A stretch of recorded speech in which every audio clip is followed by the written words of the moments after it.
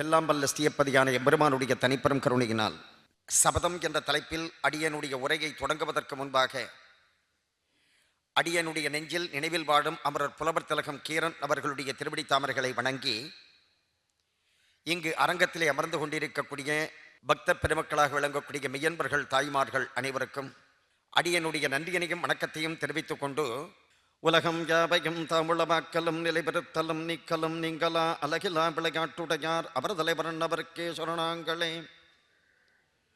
சாயாம் பாரி சாதஸ்ய ஹேமசிம்மாசனோபரி ஆசீனம் அம்புதஸ்யாமம் ஆயதாட்சமலங்கிருதம் சந்திராணனம் சதுர்வாகம் ஸ்ரீவத்சாங்கிதபட்சசம் ருக்மணி சத்யபாமாபியாம் சகிதம் நவநீத கிருஷ்ணபாசுரகே.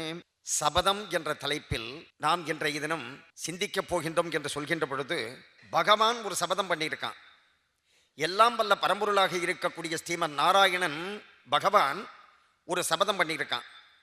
அவன் என்ன சபதம் பண்ணியிருக்கான்னு சொன்னாக்க, ஜீவாத்மாக்களாக இருக்கக்கூடிய நம்மை போன்றவர்களை கடை தேற்ற வேண்டும், உய்விக்க வேண்டும், இவர்களை நல்ல நிலைமைக்கு கொண்டு வர வேண்டும் என்று அவன் ஒரு சபதம் செய்திருக்கின்றான்.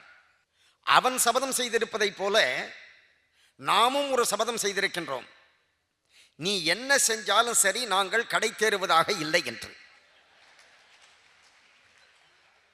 இல்லைன்னு சொன்னாக்க அவன் இவ்வளவு அவதாரம் எடுக்கணுமா? பல பல அவதாரங்கள், தசாவதாரம். தசாவதாரம் எடுத்தது யாருன்னா ஸ்ரீமன் நாராயணன். அவன் தான் உலக நாயகன். அவன் அப்படி கிருஷ்ணாவதாரத்தில் பார்த்தீங்கன்னா அவன் தான் விஸ்வரூபம் எடுத்தான். அவன் பல்வேறு விதமான அவதாரங்களை எடுத்ததற்கு காரணம் நம்மை கடைத்தேற்ற வேண்டும் என்பதற்காக. அந்த பரம்பொருளை ஸ்ரீமன் நாராயணன் ராமனாக வந்தான். ராமன் ஒரு சபதம் செய்தான். என்னை சரணாகதி என்று யாராவது அடைந்தார்கள் என்று சொன்னால் அவர்களை நான் கைவிடுவது இல்லை என்று ராமன் சபதம். நம்ம அத்தனை பேருக்கு நன்றாக தெரியும். பரதன் சபதம். அடுத்ததாக மகாபாரதத்தில் எடுத்துட்டோம்னு சொன்னாக்க பீஷ்ம சபதம், பீமன் சபதம், அர்ஜுனன் சபதம், பாஞ்சாலி சபதம்.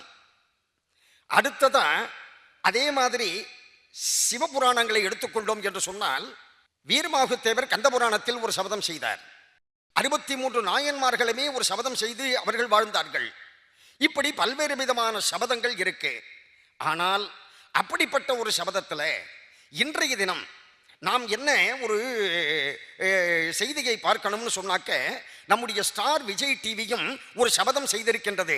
என்ன என்று சொன்னால், இந்த பக்தி திருவிழாவை வெற்றிகரமாக நடத்துவது என்று விஜய் டிவியானது சபதம் செய்திருக்கின்றது. அதை போல நாமும் ஒரு சபதம் செய்திருக்கின்றோம், இந்த பக்தி திருவிழாவிலே தொடர்ந்து கடந்து கொள்வது என்று. நீங்களும் சரி, நானும் சரி. ராமாயண கதை நம்ம அத்தனை பேருக்கு நன்றாக தெரியும். ராமாயணத்தில் எல்லாம் வல்ல பரம்பொருளாக இருக்கக்கூடிய ராமபிரானுக்கு முடிசூட்டு விழா என்று அறிவிக்கப்பட்டது. அப்படி முடிசூட்டு விழா என்று அறிவிக்கப்பட்ட உடனே அகில உலகத்திலே உள்ளவர்கள் அனைவரும் அதீத மகிழ்ச்சியில் இருந்தார்கள். உலகம் அனைத்துமே மகிழ்ச்சியில் இருந்தது. ஆனா ஒத்திகை மட்டும் கடுமையான கோபம். வாயிதழ்களை மடித்துக் கொண்டு, கைகளை ஒன்றோடு ஒன்று அடித்துக் கொண்டு, ராமனுக்கா பட்டாபிஷேகம், நான் என்ன செய்கிறேன் பார் அப்படின்னு கடுமையான கோபத்தோடு புறப்பட்டாள். அந்த ராமனுடைய பட்டாபிஷேகத்தை நான் என்ன செய்கிறேன் பார் என்று ஒரு சபதம் செய்து புறப்பட்டாள். யாரு? கூனி. அவள் சாதாரண கூனி அல்ல, கொடுமண கூனி. அவள் சாதாரண கொடுமண கூனி அல்ல. அவள் எப்படி வந்தாளா? தோன்றிய கூனியும் துடிக்கும் நெஞ்சினாள், காந்தரி நயனத்தாள், கதிக்கும் சொல்லினாள், 3 உலகினுக்கும் ஒரு இடுக்கண் மூட்டுவாள். அப்படி கடுமையான கோபத்தோடு கூனியானவள் புறப்பட்டு கைகையை இருக்கக்கூடிய இடத்தை நோக்கி அப்படி வந்து கொண்டிருக்கின்ற நேரத்தில், கைகையை அங்க எப்படி படுத்துருக்கான்னு சொன்னா, அருமையான வெண்பட்டு விரித்த படுக்கையில் சிகப்பு நிறமுடைய கைகையை படுத்துக்கொண்டு இருப்பது. கம்பன் ரொம்ப அற்புதமா அந்த பாசுரத்தை போடுறான். அந்த பாட்டை